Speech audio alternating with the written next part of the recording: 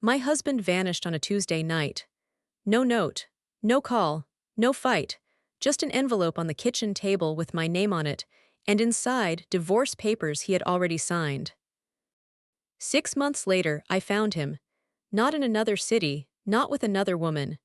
I found him 20 minutes from our house, on one of my own construction sites, carrying cement under the sun.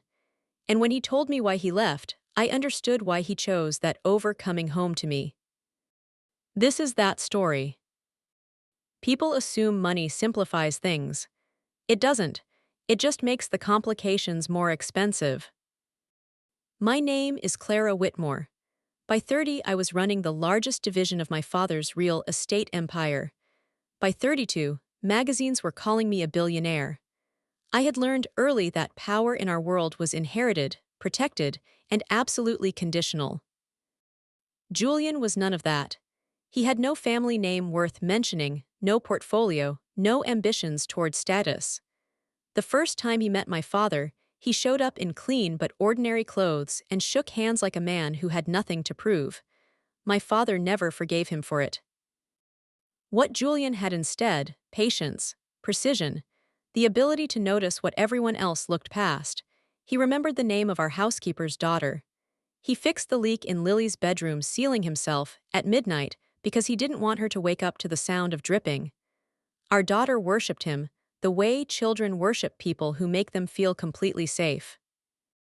I loved him for exactly those things. My father thought that was a character flaw in me. Father! You still have time to correct this. Clara! Correct what? Father! The marriage my friend's son would be. Clara! Dad, I'm not having this conversation. Father! You think love is an asset. It isn't. It's a liability you haven't paid for yet. He said it so calmly. That's what frightened me, not the words, the certainty behind them. I came home late. The house was wrong the moment I stepped inside, too quiet in the specific way that means something is missing, not just silent. Lily didn't run to the door. Her shoes weren't by the entrance. The envelope was on the kitchen table. My name in Julian's handwriting. Inside, a divorce petition. His signature at the bottom, neat and final. I read it 3 times before I accepted what I was seeing. I checked every room. His side of the wardrobe was empty. His phone went straight to a dead tone. Lily's overnight bag was gone. My daughter was gone. I sat on the edge of our bed at 2 in the morning and tried to construct a version of reality where this made sense. I couldn't. By morning, my father was at the door. I don't remember calling him. He looked at the papers on the table, then at me, and what crossed his face wasn't quite surprise. Father! Sign them, Clara. Clara! He took Lily. Father! He'll bring her back. Men like him always want something eventually. Sign the papers and cut him off first. Clara! Men like him. Father! You know what I mean. I did know, that was the problem. I folded the papers and put them in a drawer. I didn't sign them. Something, call it instinct, call it stubbornness, call it 7 years of knowing a person, told me Julian's silence wasn't betrayal. It was something else, and I needed to understand what. 6 months later, on an ordinary Thursday morning, I was walking through one of our development sites on the edge of the city. Helmet on, notes in hand, half listening to the project manager explain why they were ahead of schedule. My eyes found him before my brain did. Across the site, a man in work clothes was hoisting a bag of cement onto his shoulder. Longer hair, thinner than I remembered. Face turned away. But the way he moved, the particular way he set his weight before lifting, I knew it before I could stop myself from knowing it. I was already walking. He turned as I got close. The moment our eyes met, the cement bag dropped. Neither of us said anything for a second, then I slapped him. I didn't plan it. I won't apologize for it. The sound cut through the noise of the site. Workers stopped moving. Julian didn't flinch, didn't step back. He just looked at me with those hollow, exhausted eyes. Clara. 6 months, not a word, not one word, Julian.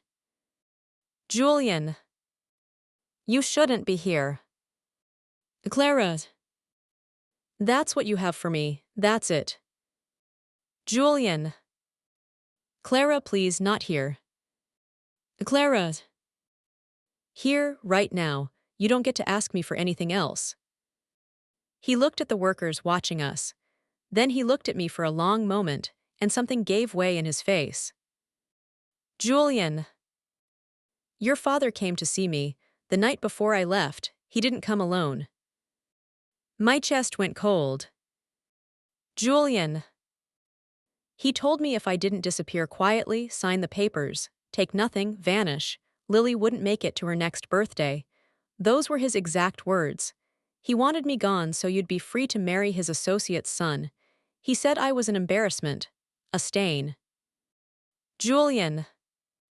He told me if I ever contact you, if you ever found out, his people would know. I believed him, Clara, I still believe him. That's why I've been moving every few weeks. That's why I'm here. I stared at the man in front of me. Calloused hands, worn boots, 6 months of hiding on a salary that wouldn't have covered one dinner in the world he used to sit in with me. He did this, he chose this, to protect our daughter from the man I'd trusted my entire life. Clara. Where is she? Julian. My sister's safe. Your father's people don't know about her. I stood there in the dust and the noise and the heat, and I let the truth rearrange everything I thought I knew about the last 6 months. Every dinner with my father where he'd watch me grieve. Every time he called Julian a coward who ran from a good woman. Every time he gently slid the divorce papers toward me and said, "It's the right thing, Clara, for Lily's future." He knew, the whole time he knew. I didn't confront my father that same day. I waited a week. I made calls, I organized. When you've run a billion-dollar company since your 20s, you understand one thing clearly: timing is not patience, it's strategy. My father held one of his gatherings at the family mansion. Business associates, relatives, the kind of room he liked best, people who owed him something. And in a chair near the fireplace, being carefully introduced to the guests, was the man my father had decided I would marry. I arrived late, on purpose. The room settled when I walked in. My father smiled, the specific smile of a man who thinks he has won. Father. Clara, you look well. Clara. I have something to say, I'll keep it short. The room went quiet in the way rooms do, when something real is about to happen. Clara. 6 months ago, my husband left in the middle of the night. My father told me Julian ran, that he was never worthy of this family, that I should sign the papers and move forward. Clara. What my father didn't tell me was that he had visited Julian the night before, with 2 other men, and he threatened to harm our daughter if Julian didn't disappear. The silence was absolute, not a glass moved. Father. That is a lie, you're upset. Clara. Dad. One word, he stopped. Clara. The man you called a beggar spent 6 months working construction to stay off your radar, to keep our daughter safe. From you. I want everyone in this room to understand what that means. I reached into my pocket, took out the diamond ring my father had given me when I turned 21. The one he said symbolized everything our family stood for, and placed it on the table between us. Clara. I'm done. Father. If you walk out that door. Clara. I know. I walked out. Julian was outside. He'd borrowed a car from his sister. He was wearing a clean shirt, standing in the cold air looking like a man bracing for news he wasn't sure he wanted. I stopped in front of him. Clara, Lily's going to want her bedroom back. He blinked, then something in his face, slowly, carefully, came back to life. We had a long road ahead. Legal proceedings, security concerns, rebuilding what fear had quietly destroyed over 6 months.